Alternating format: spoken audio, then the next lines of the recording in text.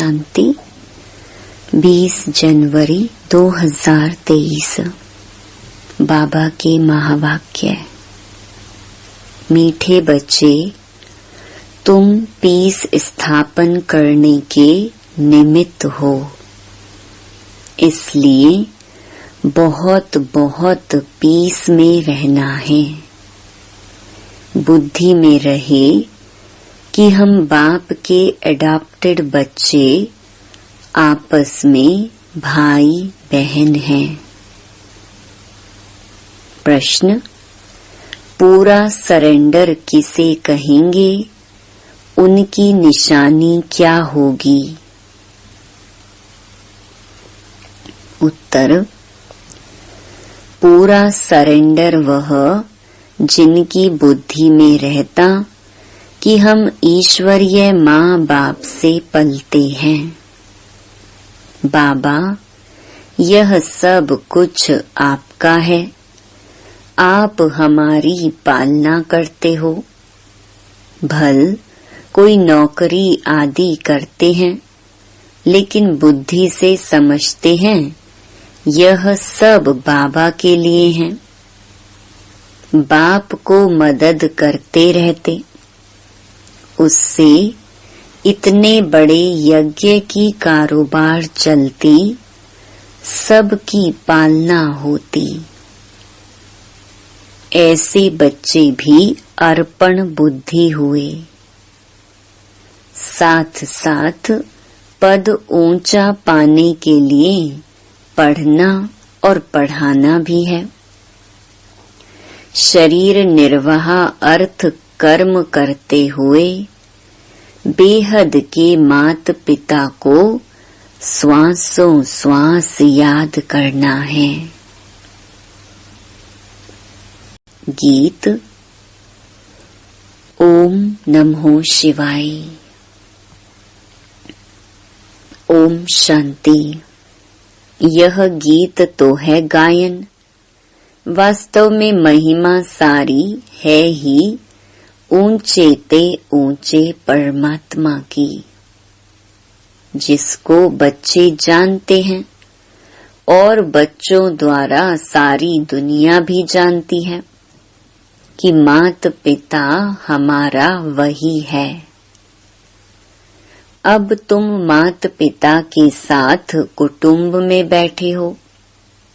श्री कृष्ण को तो मात पिता कह नहीं सकते, भल उनके साथ राधे भी हो तो भी उनको माता पिता नहीं कहेंगे, क्योंकि वह तो प्रिंस प्रिंसेस हैं।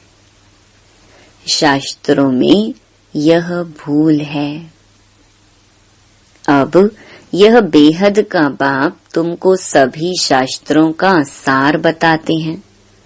भल इस समय सिर्फ तुम बच्चे सम्मुख बैठे हो, कोई बच्चे भल दूर हैं, परंतु वह भी सुन रहे हैं। वे जानते हैं कि मात पिता हमको सृष्टि के आदि मध्य अंत का राज समझा रहे हैं और सदा सुखी बनाने का रास्ता व युक्ति बता रहे हैं। यह हूबहू जैसा घर है। थोड़े बच्चे यहाँ हैं, बहुत तो बाहर हैं। यह है ब्रह्मा मुख वंशावली, नई रचना है। वह हो गई पुरानी रचना। बच्चे जानते हैं कि बाबा हमको सदा सुखी बनाने आए हैं। लौकिक माँ बाप भी बच्चे को बड़ा कर स्कूल में ले जाते हैं। यहाँ बेहद का बाप हमको पढ़ा भी रहे हैं, हमारी पालना भी कर रहे हैं। तुम बच्चों को अब एक के बिगर दूसरा कोई रहा ही नहीं है। माँ बाप भी समझते हैं यह हमारे बच्चे हैं। लौकिक कुटुंब होगा तो 10-15 बच्चे होंगे, 2-3 शादी की होंगी, यहाँ तो यह सब बाबा के बच्चे बैठे हैं। जितने भी बच्चे पैदा करने हैं सो अभी ही ब्रह्मा मुख कमल द्वारा करने हैं। पीछे तो बच्चे पैदा करने ही नहीं हैं, सभी को वापस जाना है। यह एक ही एडॉप्टेड माता निमित्त है। यह बड़ी वंडरफुल बात है। यह तो जरूर है, गरीब का बच्चा समझेगा कि हमारा बाप गरीब है। साहूकार का बच्चा समझेगा कि हमारा बाप साहूकार है। वह तो अनेक माँ बाप हैं। यह तो सारे जगत का एक ही माता पिता है। तुम सभी जानते हो कि हम उनके मुख से एडॉप्ट हुए हैं। यह हमारा पारलौकिक माँ बाप है। यह आते ही पुरानी सृष्टि में है, जब मनुष्य बहुत बहुत दुखी होते हैं। बच्चे जानते हैं कि हमने इस पारलौकिक माता पिता की गोद ली है। हम सब आपस में भाई बहन हैं, दूसरा कोई हमारा संबंध नहीं है। तो भाई बहन को आपस में बहुत मीठा, रॉयल, पीसफुल, नॉलेजफुल, ब्लिसफुल बनना चाहिए। जबकि तुम पीस स्थापन कर रहे हो तो तुमको भी बहुत पीस में रहना चाहिए। बच्चों को यह तो बुद्धि में होना चाहिए कि हम पारलौकिक बाप के एडॉप्टेड बच्चे हैं। परम धाम से बाप आए हैं, वह है डाडा, ग्रैंडफादर। यह दादा बड़ा भाई है। जो पूरा सरेंडर हैं वो समझेंगे हम ईश्वरीय माँ बाप से पलते हैं। बाबा, यह सब कुछ आपका है, आप हमारी पालना करते हो। जो बच्चे अर्पण होते हैं उनसे सभी की पालना हो जाती है। भल कोई नौकरी करते हैं तो भी समझते हैं यह सब कुछ बाबा के लिए है, तो बाप को भी मदद करते रहते हैं। नहीं तो यज्ञ की कारोबार कैसे चले। राजा रानी को भी मात पिता कहते हैं, परंतु वह फिर भी जिस्मानी मात पिता हुए।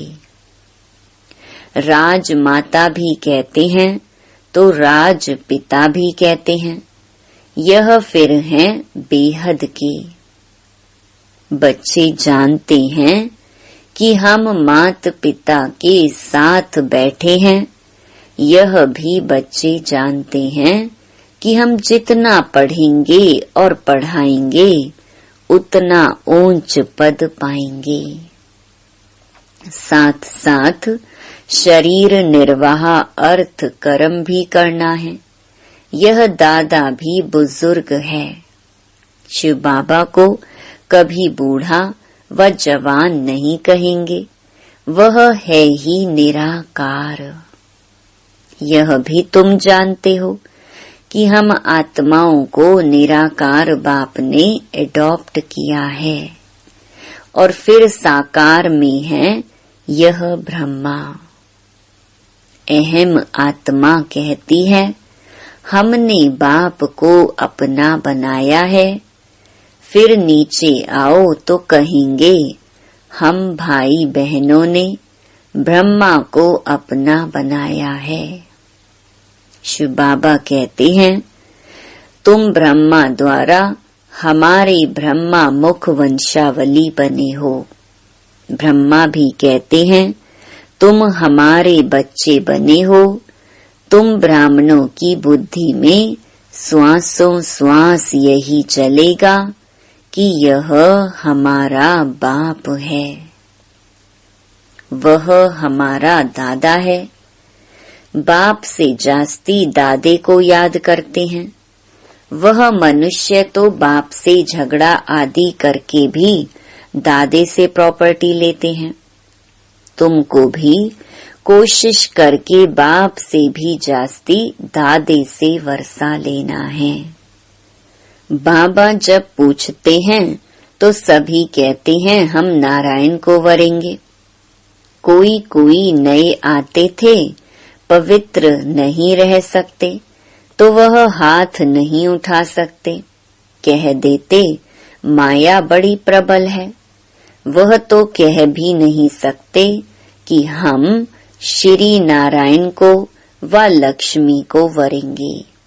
देखो, जब बाबा सम्मुख सुनाते हैं तो कितना खुशी का पारा चढ़ता है। बुद्धि को रिफ्रेश किया जाता है तो नशा चढ़ता है। फिर किसी किसी को वह नशा स्थायी रहता है, किसी किसी में कम हो जाता है।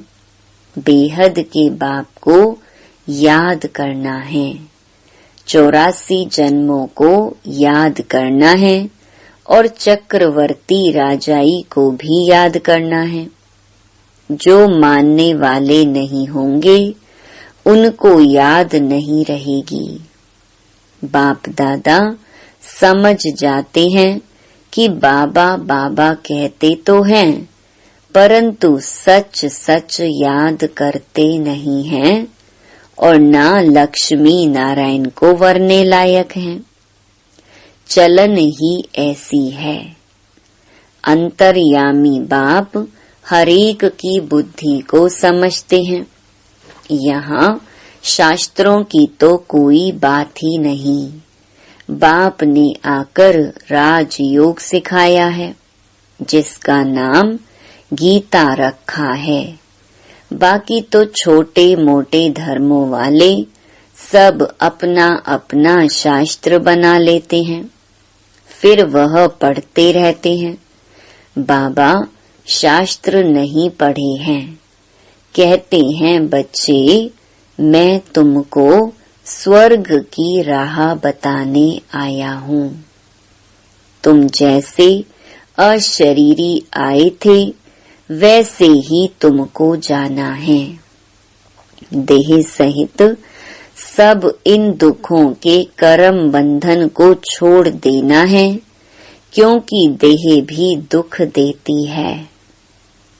बीमारी होगी तो क्लास में आ नहीं सकेंगे, तो यह भी देह का बंधन हो गया। इसमें बुद्धि बड़ी सालिम चाहिए।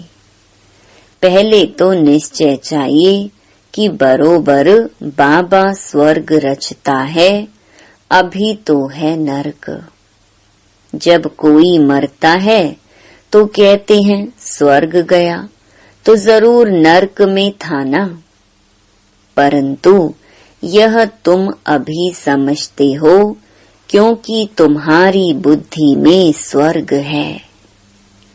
बाबा रोज नए नए तरीके से समझाते हैं, तो तुम्हारी बुद्धि में अच्छी रीति बैठे।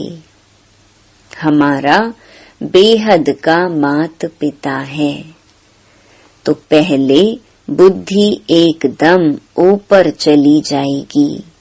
फिर कहेंगे इस समय बाबा आबू में हैं। जैसे यात्रा पर जाते हैं तो बद्रीनाथ का मंदिर ऊपर रहता है, पंडे ले जाते हैं। बद्रीनाथ खुद तो ले चलने लिए नहीं आता है, मनुष्य पंडा बनते हैं।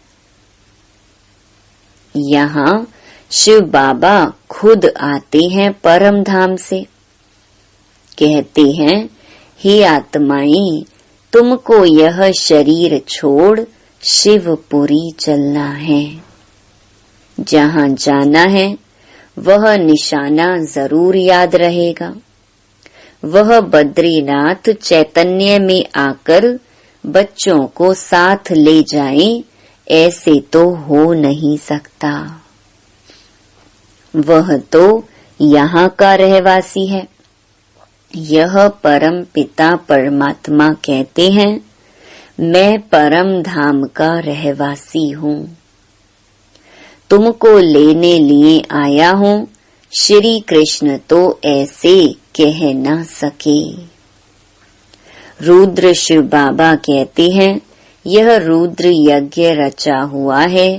गीता में भी रुद्र की बात लिखी हुई है। वह रूहानी बाप कहते हैं, मुझे याद करो। बाप ऐसी युक्ति से यात्रा सिखाते हैं, जो जब विनाश हो तो तुम आत्मा शरीर छोड़ सीधा बाप के पास चले जाएंगे। फिर तो शुद्ध आत्मा को शुद्ध शरीर चाहिए, सो तब होगा जब नई सृष्टि हो। अभी तो सभी आत्माएं मच्छरों सदृश वापस जाएंगी बाबा के साथ। इसलिए उनको खिवैया भी कहा जाता है। इस विषय सागर से उस पार ले जाते हैं। श्री कृष्ण को खिवैया नहीं कह सकते। बाप ही इस दुख के संसार से सुख के संसार में ले जाते हैं। यही भारत विष्णुपुरी लक्ष्मी नारायण का राज्य था। अब रावणपुरी है। रावण का चित्र भी दिखाना चाहिए। चित्रों से बहुत काम लेना है। जैसे हमारी आत्मा है, वैसे बाबा की आत्मा है। सिर्फ हम पहले अज्ञानी थे, वह ज्ञान का सागर है। अज्ञानी उसको कहा जाता है जो रचता और रचना को नहीं जानते हैं।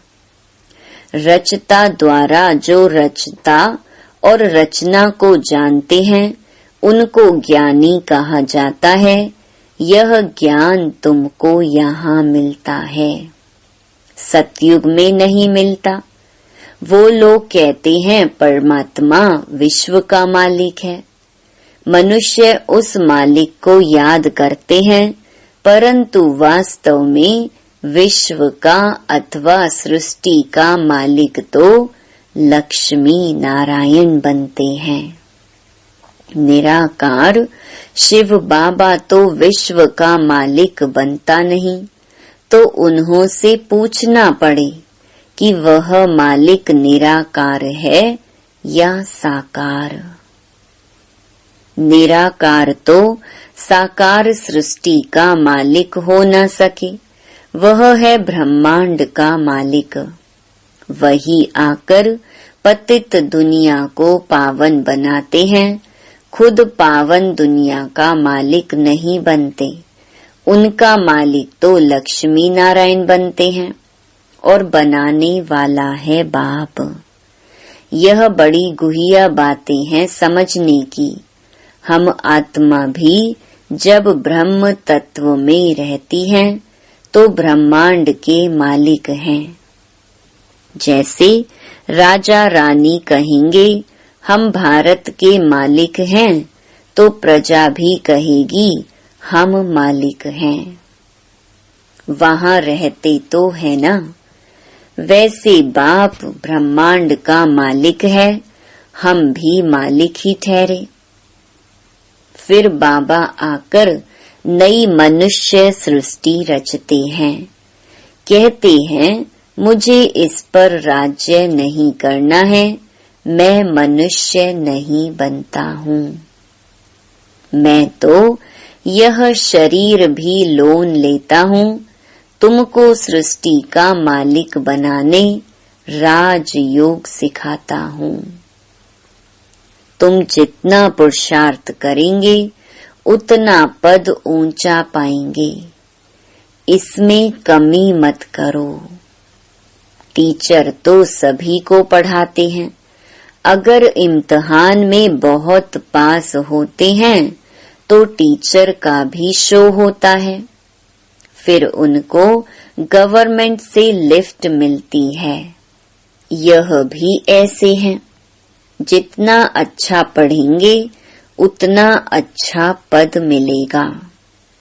माँ बाप भी खुश होंगे। इम्तिहान में पास होते हैं तो मिठाई बांटते हैं। यहाँ तो तुम रोज मिठाई बांटते हो, फिर जब इम्तिहान में पास हो जाते हो तो सोने के फूलों की वर्षा होती है। तुम्हारे ऊपर कोई आकाश से फूल नहीं गिरेंगे, परंतु तुम एकदम सोने के महलों के मालिक बन जाते हो। यह तो कोई की महिमा करने के लिए सोने के फूल बनाकर उन पर डालते हैं। जैसे दरभंगा का राजा बहुत साहूकार था, उनका बच्चा विलायत गया तो पार्टी दी, बहुत पैसा खर्च किया। उसने सोने के फूल बनाकर वर्षा की थी, उस पर बहुत खर्चा हो गया, बहुत नाम हुआ था। कहते थे देखो भारतवासी कैसे पैसे उड़ाते हैं। तुम तो खुद ही सोने के महलों में जाकर बैठेंगे तो तुमको कितना नशा रहना चाहिए। बाप कहते हैं सिर्फ मेरे को और चक्कर को याद करो तो तुम्हारा बेड़ा पार हो जाएगा। कितना सहज है। तुम बच्चे हो चैतन्य परवाने, बाबा है चैतन्य क्षमा। तुम कहते हो अभी हमारा राज्य स्थापन होना है, अब सच्चा बाबा आया हुआ है भक्ति का फल देने। बाबा ने खुद बतलाया है मैं कैसे आकर नए ब्राह्मणों की सृष्टि रचता हूँ, मुझे जरूर आना पड़े। तुम बच्चे जानते हो हम ब्रह्मा कुमार और कुमारियां हैं, शिव बाबा के पोत्रे हैं। यह फैमिली है वंडरफुल। कैसे देवी देवता धर्म का कलम लग रहा है, झाड़ में क्लियर है। नीचे तुम बैठे हो, तुम बच्चे कितने सौभाग्यशाली हो। मोस्ट बिलवेड बाप बैठ समझाते हैं कि मैं आया हूँ तुम बच्चों को रावण की जंजीरों से छुड़ाने। रावण ने तुमको रोगी बना दिया है। अब बाप कहते हैं मुझे याद करो, अर्थात शिव बाबा को याद करो, इससे तुम्हारी ज्योति जगेगी।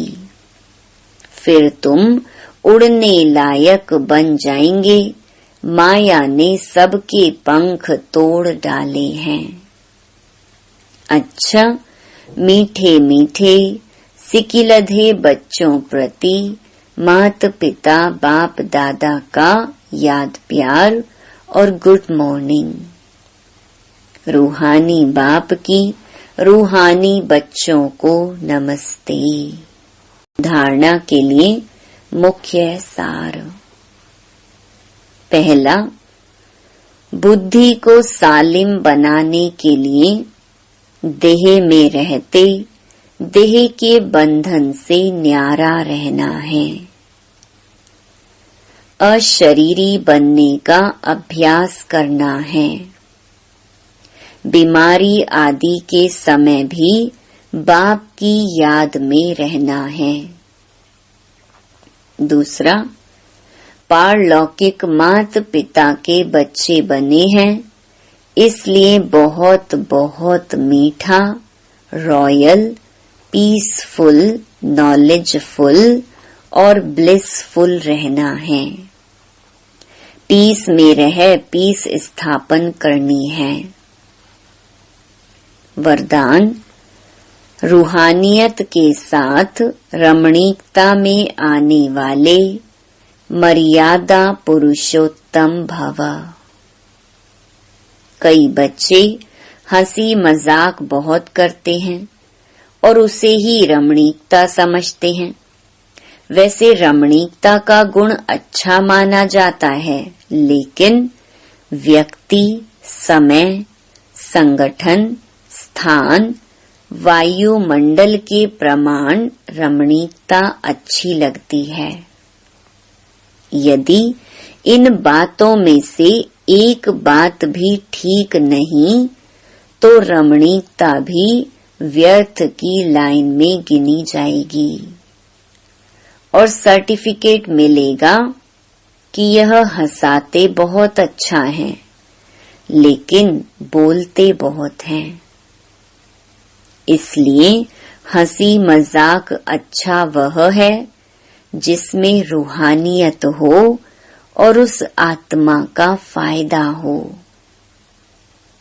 सीमा के अंदर बोल हो तब कहेंगे मर्यादा पुरुषोत्तम। स्लोगन: सदा स्वस्थ रहना है तो आत्मिक शक्ति को बढ़ाओ। ओम शांति।